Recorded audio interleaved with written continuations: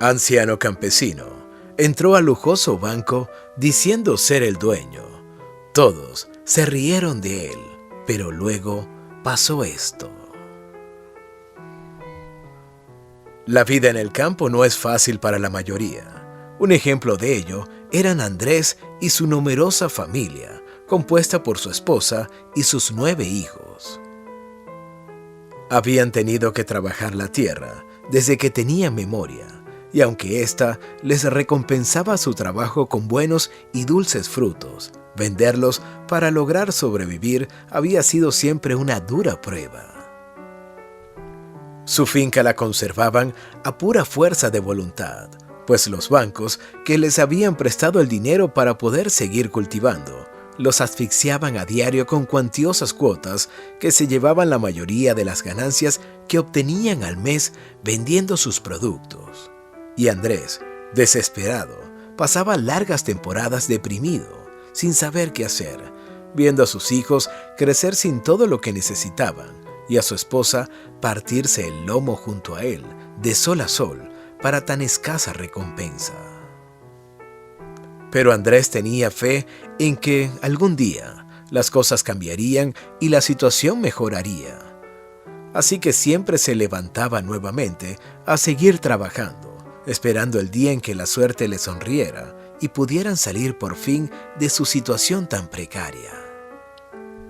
Así transcurría la vida, día a día, entre plantas y animales. Una vez al mes, los vecinos de la vereda se reunían para tratar las novedades de los últimos días.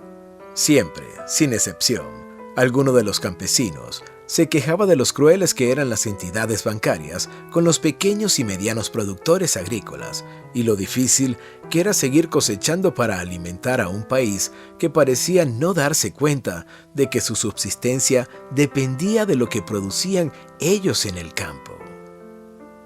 Por eso, cuando el descontento crecía más y más, empezaban a escuchar vientos de protesta. Pero estas siempre eran acalladas fácilmente y las cosas en el campo continuaban igual.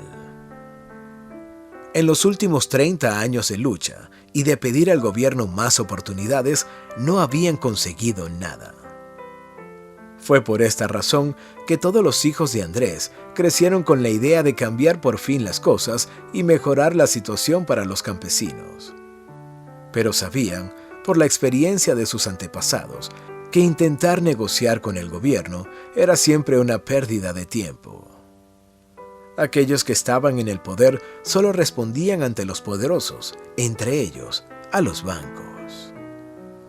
Por eso Fernando, el hijo mayor, tuvo esa idea en mente desde los 14 años e intentaba convencer a sus hermanos de que lo siguieran en la causa.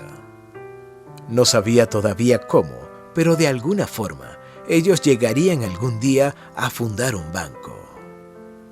Y ese banco sería todo lo que sus vecinos campesinos siempre habían deseado, un lugar en el que los apoyaran sin intentar absorber todas sus ganancias.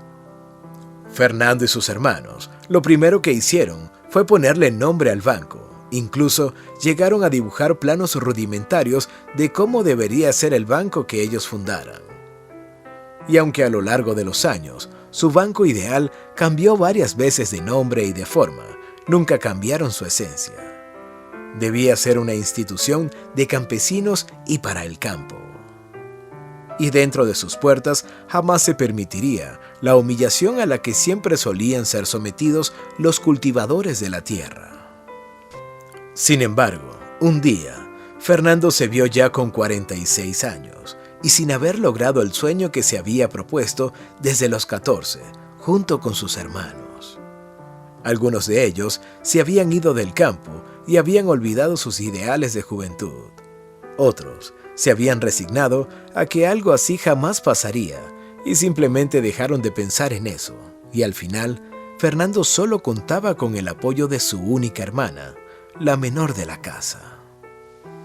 Ariana tenía apenas 28 años y toda la frescura y el idealismo de la juventud. Entre los dos, habían ahorrado una suma considerable de dinero durante toda su vida. Pero aún estaba muy lejos de tener lo suficiente para fundar un banco. Y sabían que iban a necesitar algún tipo de ayuda para lograr lo que anhelaban, y se aferraron con firmeza a Dios, orando cada día por un milagro. Sabían que no debían pedir dinero, pues sus propios padres les habían enseñado que a Dios no se le debían pedir cosas materiales, y menos una suma tan grande como la que ellos necesitaban. Pero Fernando y Ariana sabían que, si Dios veía la nobleza de sus intenciones y que el dinero en realidad lo invertirían en mejorar la calidad de vida de cientos de campesinos, Él los escucharía. Fue así como un día, después de una larga espera, sucedió el milagro que tanto habían esperado. Una mañana, muy temprano, Fernando, Ariana y sus padres, que eran los únicos que aún vivían en el campo, salieron como de costumbre a trabajar la tierra. ¿Cuál sería su sorpresa cuando oyeron un golpe sordo bajo su azadón? Habían encontrado un baúl que había estado enterrado profundamente, quién sabe cuánto tiempo. El asombro iluminó sus rostros cuando lo abrieron. Cientos de joyas, oro y otros objetos de valor llenaban aquel baúl. Entonces, Fernando y Ariana supieron que Dios había oído sus plegarias. Por fin, tenían los recursos suficientes para empezar a cumplir su sueño y ayudar a todos los campesinos que pudieran, y sus padres, testigos de aquel hallazgo, no se interpusieron. 3 años después, su sueño finalmente se materializó. Ariana se convirtió en la joven gerente que, con 33 años y sin estudios universitarios, dirigió el banco por varios años con el mayor amor y apego a los ideales que se habían forjado con su hermano. Fernando, entretanto, se contentaba con pasar de vez en cuando por el lugar para hablar con Ariana, a pesar de que el banco oficialmente era de él. Pero nunca había gustado de los temas administrativos y confiaba plenamente en su hermana.